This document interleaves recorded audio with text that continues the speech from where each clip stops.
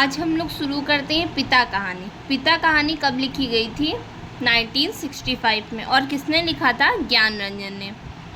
उसने अपने बिस्तरे का अंदाज लेने के लिए मात्र 8 पल को बिजली जलाई। बिस्तरे फर्श पर बिछे हुए थे। उसकी स्त्री ने तो सोते सोते ही बड़बड़ाया, आ गए, और बच्चे की तरफ करवट लेकर चुप हो गई। लेट जाने पर उसे एक बड़ी डकार आती मालूम पड़ी, लेकिन उसने डकार ली नहीं। उसे लगा कि ऐसा करने से उस चुप्पी में खलन पड़ जाएगा जो चारों तरफ भरी है, और काफ़ी देर रात गए, ऐसा होना उचित नहीं है। अभी घनश्याम नगर के मकानों के लंबे सिलसिलों के किनारे किनारे सवारी गाड़ी धड़धड़ाती हुई गुजरी। थोड़ी देर तक एक बहुत सा भागता हुआ शोर होता रहा। सर्दियों में जब यह गाड़ी गुजरती है तब लोग एक प्रहर की खासी नींद ले चुके होते हैं। गर्मियों में 11:30 का कोई विशेष मतलब नहीं होता। यूँ उसके घर में सभी जल्दी सोया करते, जल्दी खाया और जल्दी उठा करते हैं। किस शहर की बात हो रही है इस कहानी में? घनश्याम नगर की। ये सब याद रखिएगा पॉइंट। आज बेहद गर्मी है। रास्ते भर उसे जितने लोग मिले उन सब ने उससे गर्म और बेचैन कर देने वाले मौसम की ही बात की। कपड़ों की फजीहत हो गई, बदहवासी, चिपचिपाहट और थकान है। अभी जब सवारी गाड़ी शोर करती हुई गुजरी तो उसे ऐसा नहीं लगा कि नींद लगते लगते टूट गई हो, जैसा जाड़ों में प्रायः लगता है, बल्कि यूँ लगा कि अगर सोने की चेष्टा शुरू नहीं की गई तो सचमुच देर हो जाएगी। उसने जम्हाई ली। पंखे की हवा बहुत गर्म थी और पुराना होने की वजह से चिढ़ाती सी आवाज़ भी कर रहा था।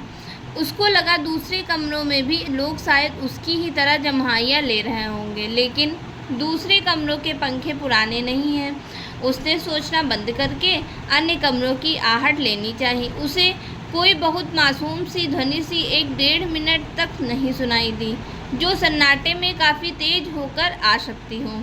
तभी पिता की चारपाई बाहर चरमराई। वह किसी आहट से उठे होंगे। उन्होंने डांटकर उस बिल्ली का रोना चुप कराया जो शुरू हो गया था। बिल्ली थोड़ी देर तक चुप रहकर फिर रोने लगी। अब पिता ने डंडे को गज पर कई बार पटका और उस दिशा की तरफ खदेड़ने वाले ढंग से दौड़े जिधर से रोना आ रहा था, और हट हट चिल्लाए। जब वह घूम फिर कर लौट रहा था तो पिता अपना बिस्तर बाहर लगाकर बैठे थे। कनखी से उसने उन्हें अपनी गंजी से पीठ का पसीना और बचता हुआ वह घर के अंदर दाखिल हो गया। उसे लगा कि पिता को गर्मी की वजह से नींद नहीं आ रही है, लेकिन उसे इस स्थिति से रोष हुआ। सब लोग पिता से अंदर पंखे के नीचे सोने के लिए कहा करते हैं, पर वह जरा भी नहीं सुनते। हमें क्या भोगे कष्ट। कुछ देर पड़े रहने के बाद वह उठा और उसने उत्सुकतावश खिड़की से झाँका। सड़क की बत्ती छाती पर है। गर्मियों में यह बेहद अखड़ जाता है। पिता ने कई बार करवटें बदली, फिर शायद चैन की उम्मीद में पाटी पर बैठ पंखा झलने लगे हैं। पंखे की डंडी से पीठ का वह हिस्सा खुजाते हैं जहां हाथ की उंगलियां दिक्कत से पहुंचती हैं। आकाश और दरख्तों की तरफ देखते हैं।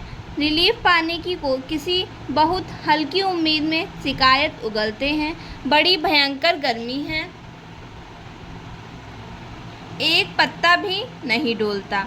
उनका यह वाक्य जो नितांत व्यर्थ है, अभी अभी बीते क्षण में डूब गया है। गर्मी बरकरार है और रहेगी, क्योंकि यह जाड़े बरसात का मौसम नहीं है।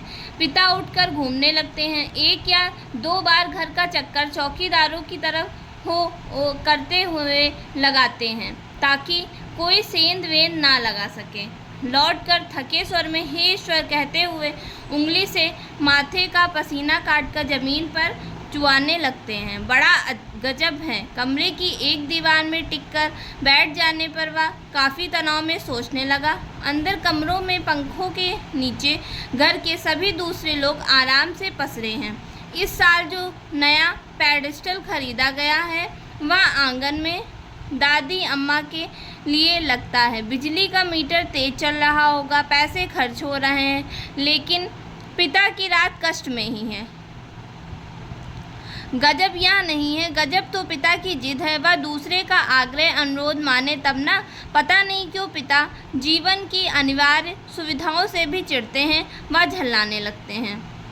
चौक से आते वक्त 4 आने की जगह 3 आने और 3 आने में तैयार होने पर 2 आने से चलने वाले रिक्शे के लिए पिता घंटों घंटों खड़े रहेंगे। धीरे धीरे सबके लिए सुविधाएं जुटाते रहेंगे, लेकिन खुद उससे नहीं या कम से कम शामिल होंगे। पहले लोग उनकी काफ़ी चिरौरी किया करते थे, अब लोग हार गए हैं, जानने लगे हैं पिता के आगे किसी की चलेगी नहीं।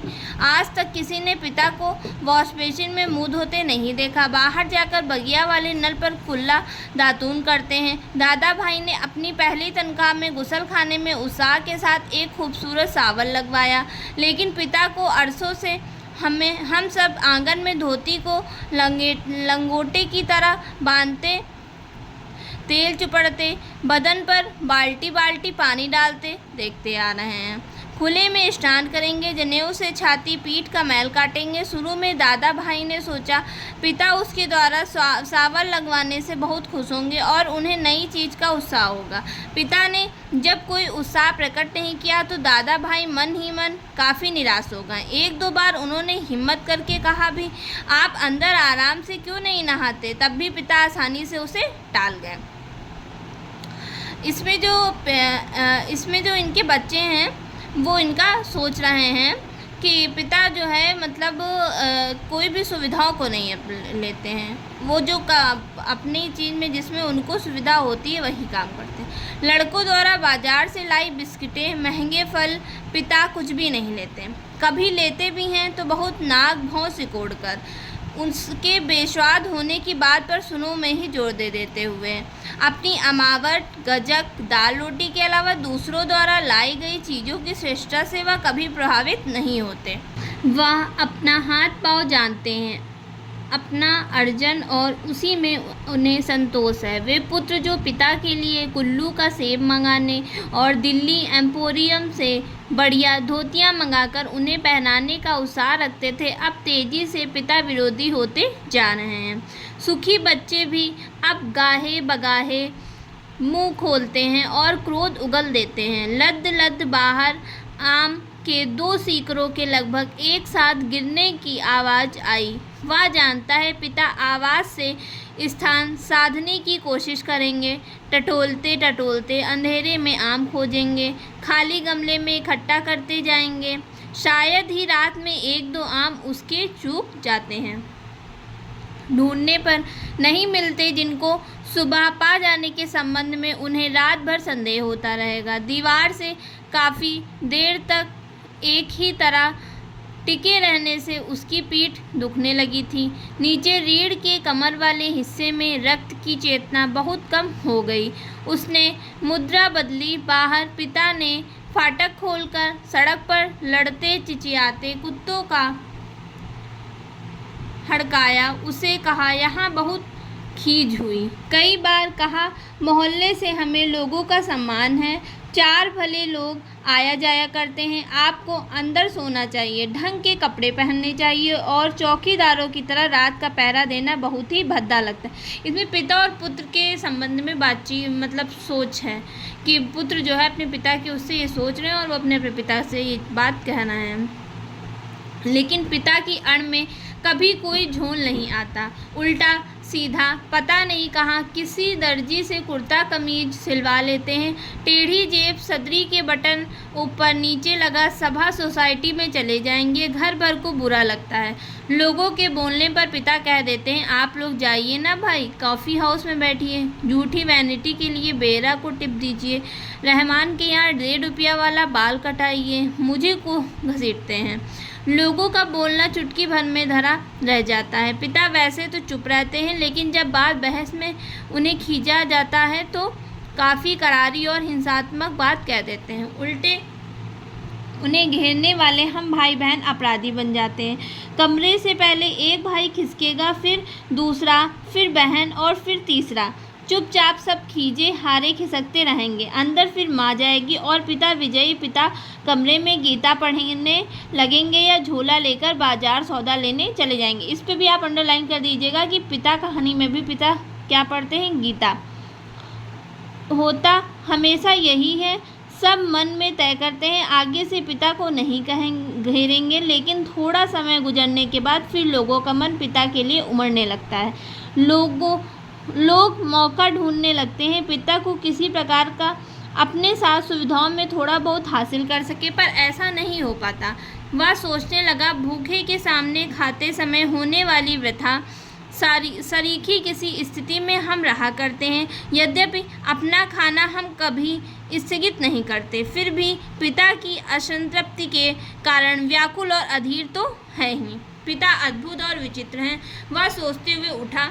कमरे में घूमने या सिगरेट पी सकने की सुविधा नहीं थी, अन्यथा वह वैसा ही करता। उसने सो जाने की इच्छा की और अपने को असहाय पाया। शायद नींद नहीं आ सकेगी, वह ख्याल उसे घबराने वाला लगा।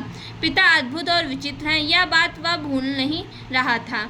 पिछले जाड़ों में वह अपने लोभ को कुचलकर बमुश्किल एक कोट का बेहतरीन कपड़ा पिता के लिए लाया।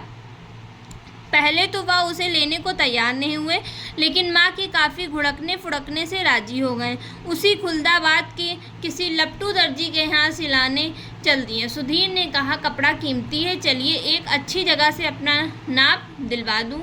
वह ठीक सिएगा, मेरा परिचित भी है। इस बात पर पिता ने काफ़ी हिकारत उगली।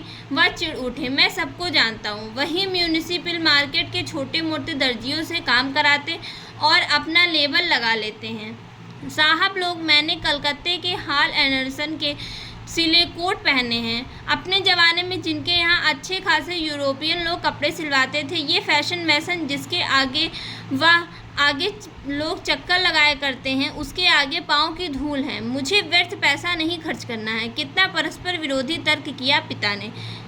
पिता जो कह रहा है कि मतलब वो फिजूल खर्चा नहीं करना चाहिए, लेकिन पुत्र जो है वो सोचता है कि हमारे हिसाब से पापा मॉडर्न बन के जिए। यही इसमें विचार हैं दोनों लोगों के बीच। ऐसा वह अपने जिद को सर्वोपरि रखने के लिए किया करते हैं। पिता फिर सुधीर ने कपड़ा छोड़ दिया। जहाँ चाहिए सिलवाइए या भाड़ में झोंक आइए, हमें क्या। वह धीरे धीरे बुदबुदाया। ऐ पिता, बाहर अकबका कर उठ पड़े। शायद थोड़ी देर पहले जो आम बगीचे में गिरा था उसकी आवाज़ से जैसे अब सुनाई पड़ी हो।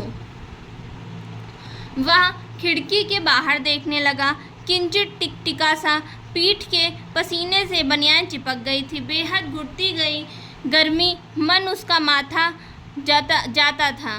बीवी पड़ी आराम से सो रही थी, इसे कुछ पता नहीं। शायद पिता की खाट खाली थी। वह आम गिरा टटोलने के लिए बगिया में घुसे होंगे। पिता कितने विचित्र हैं। लंबे समय से वह केवल 2 ही ग्रंथ पढ़ते आ रहे हैं, यंत्रवत नियमवत रामायण और गीता। इस पे अंडरलाइन कर दीजिएगा, यंत्रवत नियमवत क्या पिता पढ़ते आ रहे हैं, तो रामायण और गीता। ये पूछा भी गया था आंटी के द्वारा। और कब से कितने वर्षों से पढ़ते आ रहे हैं, तो लंबे 35 वर्षों से रामायण और गीता। उसके पहले युवा काल में जो कुछ जितना कुछ पढ़ा हो, उन्होंने उसे कभी भयावह, कभी सम्मानजनक, कभी झूठ लगता। यह देख सोचकर कि कोई व्यक्ति केवल 2 पुस्तकों में ज़िंदगी के 35 वर्ष काट सकता है, और कैसे काट लेता है। तभी उसका बच्चा कुन मुनाकर रोने लगा। उसे तपाक से खिड़की छोड़ी और अपने बिस्तर से झूठ मूठ सो गया। ऐसा ना हो कि देवा बच्चा के रोने से उठ पड़े और उसे संदिग्धावस्था में देख बहुत से बेकार प्रश्नों द्वारा हलकान करना शुरू कर दे। बच्चे के मुंह में स्तन दे पहले से ही बेखबर हो गई। वह खुद बिस्तर पर सोता मालूम पड़कर भी जगता रहा। स्तन चूसने की चप चप आवाज़ आती रही, थोड़ी देर बाद बंद हो गई। उसने तय किया कि वह देवा के बारे में ही कुछ सोचे और उसके शरीर को छूता रहे। उसने देवा के कूल्हे पर हाथ रख दिया, लेकिन उसे तनिक भी उत्तेजना अपने अंदर महसूस नहीं हुई। उसने थोड़ी देर बाद उत्तेजना की प्रतीक्षा की। अपनी इस हरकत से ऊब होने लगी, मन भी लांछित करने लगा। घर के अंदरूनी हिस्सों में लोग आराम से या कम आराम से किसी तरह से सो गए होंगे। वह विषादग्रस्त हुआ और अनुभव करने लगा, हमारे समाज में बड़े बूढ़े लोग जैसे बहू बेटियों के निजी जीवन को स्वच्छंद रहने देने के लिए अपना अधिकांश समय बाहर व्यतीत किया करते हैं। क्या पिता ने भी वैसा ही करना तो नहीं शुरू कर दिया? उसे पिता के बूढ़ेपन का ख्याल आने पर सिहरन हुई। फिर उसने दृढ़ता से सोचा, पिता अभी बूढ़े नहीं हुए हैं, उन्हें 65 हमारे साथ साथ जीवित रहना चाहिए। भरष्क पुरानी जीवन व्यवस्था कितनी कठोर भी, और उसके मस्तिष्क में एक भिचाव आ गया। विषाद सर्वोपरि था। उसे आंखों में हल्का जल लगने लगा। अगर कोई शीत युद्ध न होता पिता और पुत्रों के बीच, तो वह उन्हें जबरन खींच के नीचे लाकर सुला देता, लेकिन उसे लगा कि उसका युवापन एक प्रतिष्ठा की जिद कहीं चुराए बैठा है। वह इस प्रतिष्ठा के आगे कभी बहुत मजबूर, कभी कमज़ोर हो जाता है, और उसे भुगत भी रहा है। दरअसल उसका जी अक्सर चिल्ला उठने को हुआ है, पिता तुम हमारा निषेध करते हो, तुम ढोंगी हो, अहंकारी, ब्रज अहंकारी। लेकिन वह कभी चिल्लाया नहीं। उसका चिल्ला सकना मुमकिन भी न था। वह अनुभव करता था उसके सामने ज़िंदगी पड़ी है, और पिता पर इस तरह चिल्लाने में उसका नुकसान हो सकता है। उसको लगा पिता लगातार विजयी हैं, कठोर हैं, तो क्या उन्होंने पुत्रों के सामने अपने को कभी पसारा नहीं? लगता है दीवारों पर भी पसीना चुचुहा आया है। खुद को छुरा भोंक देने, या दीवार पर सिर पटकने, या सोती बीवी के साथ पश्चिम खो जाने का ढोंग सोचने के बाद भी गर्मी की बेचैनी नहीं कटी।